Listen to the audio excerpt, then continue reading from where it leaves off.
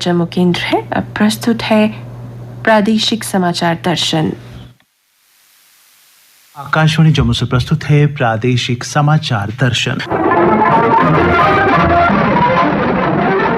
समाचार दर्शन के आज के अंक में श्रोताओं, हर बार की तरह आज भी पिछले हफ्ते की कुछ खास खबरें, जो अच्छी खबरें हैं, दिल को सुकून देने वाली, हमारा हौसला बढ़ाने वाली और हमें खुशी देने वाली, उनका जिक्र करेंगे। श्रोताओं, कल 5 अगस्त था और ये दिन इसलिए भी महत्वपूर्ण है क्योंकि 5 अगस्त 2019 को जम्मू कश्मीर से दफा 370 को हटाया गया और उसके बाद जम्मू कश्मीर अमन की राह पर, शांति की राह पर, तरक्की और खुशहाली की राह पर अग्रसर है। इस अवसर पर उपराज्यपाल मनोज सिन्हा ने भी अपने संदेश में कहा, स्वाभाविक रूप से सबसे बड़ा बदलाव ये हुआ है कि अब जम्मू कश्मीर का आम आदमी अपनी मर्जी से जी रहा है। सड़क पर जो हिंसा होती थी वो समाप्त। आतंकवादी, अलगाववादी संगठन और पाकिस्तान के इशारे पर 150 दिन से ज्यादा जो बंद रहता था, स्कूल, कॉलेज, बिजनेस, वो दिन समाप्त। अंधेरा होते ही लोग घर जाने की ओर उन्मुख होते थे। अब देर रात तक पोलो व्यू मार्केट में दुकानें खुली हुई। झेलम के किनारे नौजवान आइसक्रीम खाते हुए गिटार बजाकर गाने गा रहा है। ये बड़ा बदलाव है जो मैं समझता हूँ कि लंबे समय बाद जम्मू कश्मीर युवाओं के सपने को पंख लगा है और वो आने वाले दिनों में देश में बाकी राज्यों का जो योगदान है उससे कम योगदान जम्मू कश्मीर का नहीं होगा। और मुझे लगता है कि जैसे अतीत जम्मू कश्मीर का बहुत ही उज्जवल रहा है, शारदा पीठ के नाते दुनिया को ज्ञान और भाईचारा सिखाने वाला क्षेत्र रहा है, फिर से जम्मू कश्मीर अपना वो गौरव प्राप्त करे। पहली बार जम्मू कश्मीर का आम आदमी आतंकवादी और अलगाववादी नेटवर्क से न डरते हुए स्वतंत्र रूप से सोच सकता है और अपनी भावनाओं को व्यक्त कर सकता है। सबसे बड़ा बदलाव जो हुआ है वो है यहाँ की आवाम की खुशहाली। यहाँ के नागरिक अब अपना जीवन अपनी इच्छा के अनुसार जी रहे हैं। आतंकवाद और अलगाववाद के इकोसिस्टम को खत्म कर दिया गया है और अमरनाथ यात्रा में अभी तक 4 लाख से ज्यादा यात्री आ चुके हैं। बॉलीवुड अभिनेता और अभिनेत्रियां, बैडमिंटन खिलाड़ी और भी कई हस्तियां इस यात्रा में शामिल हो चुकी हैं। इसके अलावा कैलिफोर्निया, फ्रांस व नेपाल के विदेशी मेहमानों ने भी भोले बाबा के दरबार में माथा टेका है। यानी कुल मिलाकर जम्मू कश्मीर में चारों तरफ अमन, शांति, भाईचारा और खुशहाली का माहौल फिर से कायम हो चुका है। और श्रोताओं, बात करते हैं सेहत की। मिशन इंद्रधनुष की। देशव्यापी स्तर पर जम्मू कश्मीर में पहले चरण में 7 से लेकर 12 अगस्त को विशेष टीकाकरण अभियान शुरू किया जा रहा है। दूसरे चरण में 11 से 16 सितंबर और फिर 9 से 14 अक्टूबर को टीकाकरण अभियान चलेगा। इस सघन मिशन इंद्रधनुष अभियान में जम्मू कश्मीर में छूटे हुए 5 साल तक की आयु वर्ग के बच्चों और गर्भवती महिलाओं का टीकाकरण किया जाएगा। परिवार कल्याण विभाग की उप निदेशक डॉक्टर पूनम सेठी और राज्य टीकाकरण अधिकारी डॉक्टर शाहिद हुसैन ने बताया कि इंद्रधनुष के तहत टीकाकरण अभियान में डिजिटल मोड पर पंजीकृत होने वाले लाभार्थी बच्चे व गर्भवती महिलाएं किसी अन्य जगह पर जाकर भी डिजिटल माध्यम से टीकाकरण का लाभ पा सकती हैं। विभाग की ओर से किए गए सर्वे में 5 साल तक की उम्र के कुल 9,36,749 बच्चों में यूटी में कुल 87,702 में से 3,796 और जम्मू संभाग में कुल 45,230 पर 1,941 टीकाकरण से छूटे मिले हैं। छूटे हुए बच्चों और गर्भवती महिलाओं के लिए आशा, आंगनवाड़ी से सर्वे कराया गया है। विशेष टीकाकरण अभियान को सफल बनाने के लिए स्वास्थ्य विभाग के अलावा अन्य विभागों की सेवाएं भी ली जा रही हैं। दूरदराज और पहाड़ी इलाकों में टीकाकरण की सफलता के लिए पहले ही वहां वैक्सीन पहुंचा दी गई है। इसमें हाई रिस्क जोन में स्लम यानी झुग्गी झोंपड़ियों सहित अन्य क्षेत्रों में अधिक ध्यान केंद्रित किया जाएगा, जिसमें विस्थापित आबादी को टीकाकरण किया जाएगा। ये अभियान देश में कोविड में कोविन की तर्ज पर चलाया जा रहा है ताकि सभी बच्चों और गर्भवती महिलाओं को टीकाकरण करके गंभीर बीमारियों से बचाया जा सके। जम्मू कश्मीर में अब तक इंद्रधनुष के तहत ऐसे 4 टीकाकरण अभियान चलाए जा चुके हैं और ये 5वां अभियान है।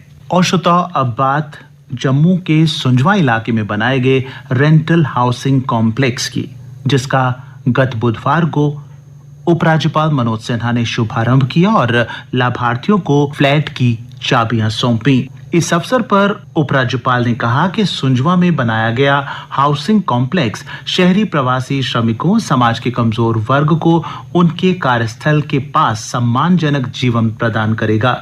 श्रमिक जम्मू कश्मीर के विकास में महत्वपूर्ण भूमिका निभा रहे हैं। उनके जीवन की गुणवत्ता में सुधार लाना हमारा दायित्व है। इस मौके पर उपराज्यपाल ने फ्लैट के लाभार्थियों को चाबियां भी वितरित की। इस परियोजना के तहत अभी तक 192 फ्लैट बनकर तैयार हैं। कुल 336 फ्लैट बनने हैं। इनमें से 144 पर काम जारी है। अपने संबोधन में एलजी ने कहा, सरकार या प्रशासन का यह प्राथमिक दायित्व है कि गरीब और वंचित लोगों के लिए अधिक से अधिक सुविधाएं मुहैया कराई जा सके। ये पिछले 2-3 वर्षों में इस दिशा में काफी प्रयत्न हुए हैं। ये 21 में शुरू करा, पहले 12 साल पर, आज उसमें से कुछ लोगों को आवंटन हुआ है। मैं उनको हृदय से बधाई देता हूँ। काम की एक नई पद्धति धीरे धीरे अपनी जगह बना रही है और ये कोशिश की जा रही है कि जो वास्तव में जरूरतमंद लोग हैं, जो हाशिए पर हैं, उपेक्षा के शिकार रहे हैं,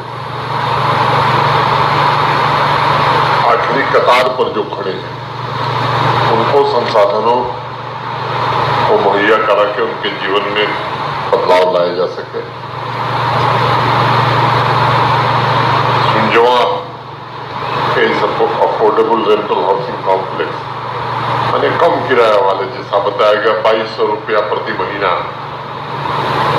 वो अनेक ऐसे लोगों के जीवन में बड़ा बदलाव आएगा।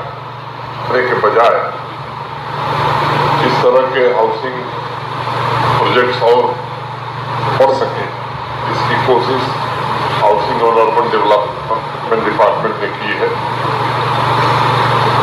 मुझे लगता है कि एक सामान्य और गरीब व्यक्ति को जब अपना घर मिलता है तो केवल उसे रिहाइश का साधन नहीं मिलता, उसके आत्मसम्मान में भी वृद्धि होती है। श्रोताओं, क्योंकि इस कार्यक्रम में हम अक्सर बात करते हैं अच्छी खबरों की, राहत देने वाली, खुशी देने वाली, उत्साह बढ़ाने वाली खबरों की, तो अगली खबर जो है वो लखनपुर और ठंडी खुई टोल प्लाजा पर टैक्स घटेगा, टैक्स में छूट मिलेगी, क्योंकि तरना नाला पुल के क्षतिग्रस्त होने से वैकल्पिक मार्ग से यात्रा करने वालों को राहत मिलेगी।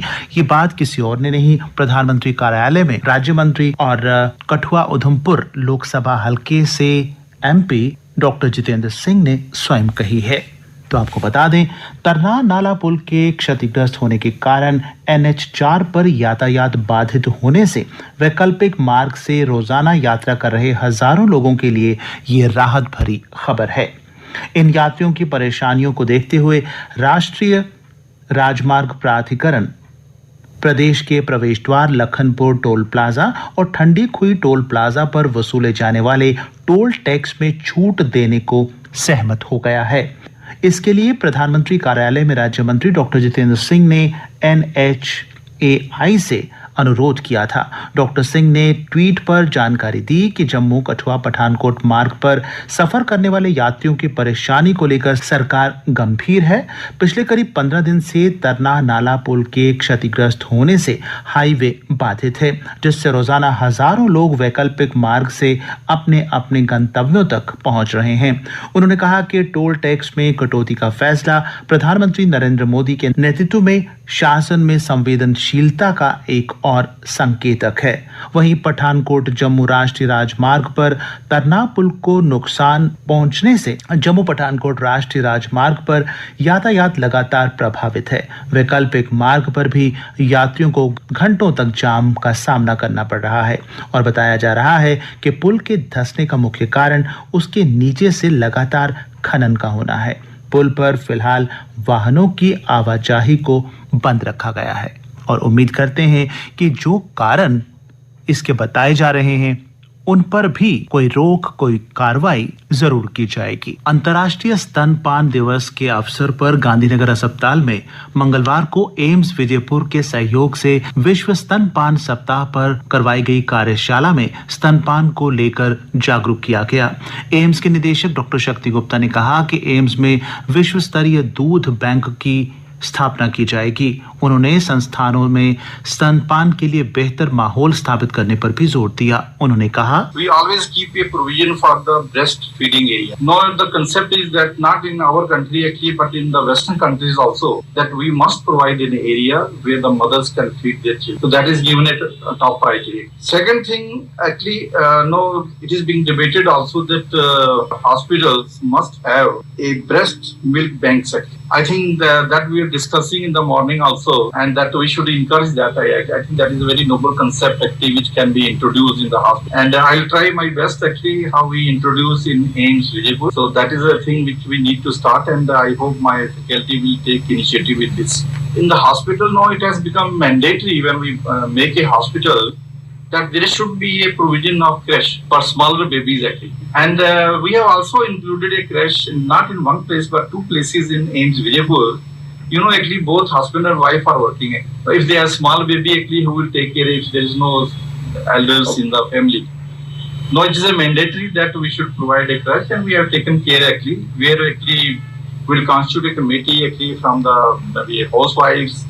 They will actually not directly take care, but they can monitor, and we'll hire the people actually to take care of the smaller babies, so that our faculty and the doctors and nurses and other staff, when they go to the hospital, they are mentally fit that there is somebody who will take care of our children. Gandhinagar अस्पताल के चिकित्सा अधीक्षक doctor Praveen Yograj ने कहा कि सरकारी और निजी क्षेत्र में महिलाओं को मातृत्व अवकाश का प्रावधान रखा गया है। वरिष्ठ सलाहकार बाल विभाग डॉक्टर संजीव गुप्ता ने स्तनपान के फायदों को गिनाया, जबकि स्तनपान पर वक्ताओं में doctor Smriti Gupta, doctor Sheetal Ganju, doctor Renu Sharma, doctor Dinesh Kumar, doctor Meeta Gupta, doctor Amandeep Kaur Anand आदि मौजूद रहे।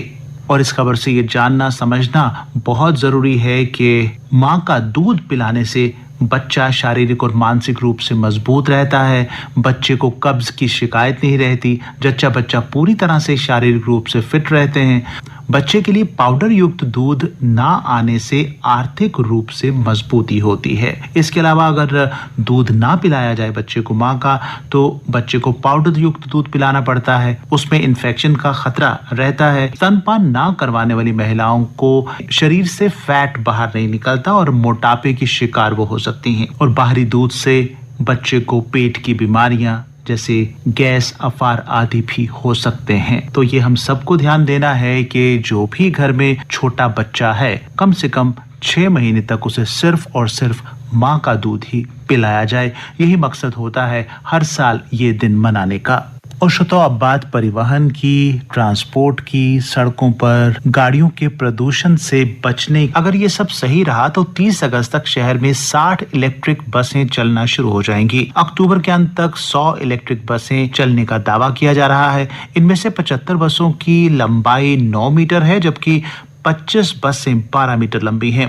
शहर के यातायात को सुगम, प्रदूषण रहित और यात्रियों के लिए सुविधाजनक बनाने के लिए इलेक्ट्रिक बसों के संचालन की बात की जा रही है। स्मार्ट सिटी लिमिटेड कंपनी की बोर्ड ऑफ डायरेक्टर्स की अक्टूबर 2022 में हुई बैठक में फेम इंडिया योजना के तहत इलेक्ट्रिक बसों के प्रोजेक्ट को मंजूरी मिली थी। इसके तहत 1 साल में 100 इलेक्ट्रिक बसें मिलने का करार टाटा कंपनी के साथ हुआ था।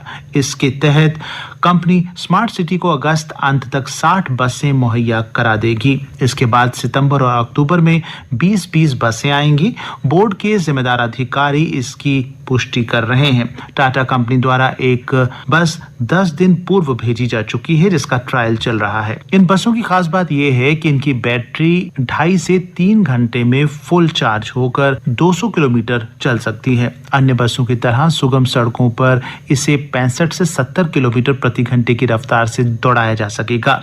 इसमें सीसीटीवी कैमरे, अग्नि सुरक्षा, आपातकालीन दरवाजे, प्राथमिक चिकित्सा और जीपीएस की व्यवस्था होगी। बस में बैटरी। फिलहाल यात्रियों को इलेक्ट्रिक बस के चलने का इंतजार है। और इतना ही नहीं, जब ये बसें चलेंगी तो इनको चार्ज करने की भी सुविधा चाहिए। तो शहर में 18 ई वाहन चार्जिंग स्टेशन स्थापित किए जाएंगे।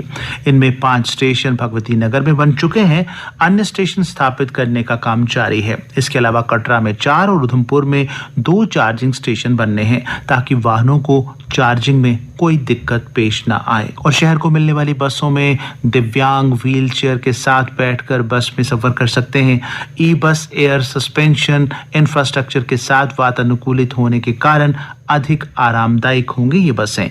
और ये इलेक्ट्रिक बसें फेम 2 के तहत क्षेत्र में स्वच्छ व हरित परिवहन को बढ़ावा देने के उद्देश्य से शुरू की जा रही हैं।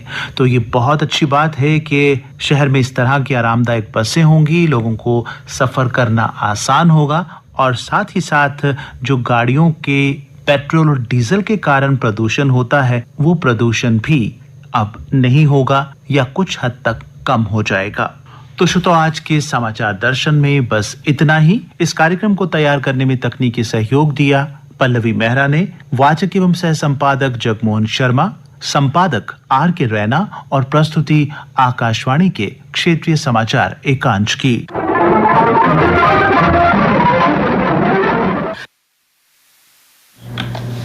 श्रोता, तो सुना रहे प्रादेशिक समाचार दर्शन।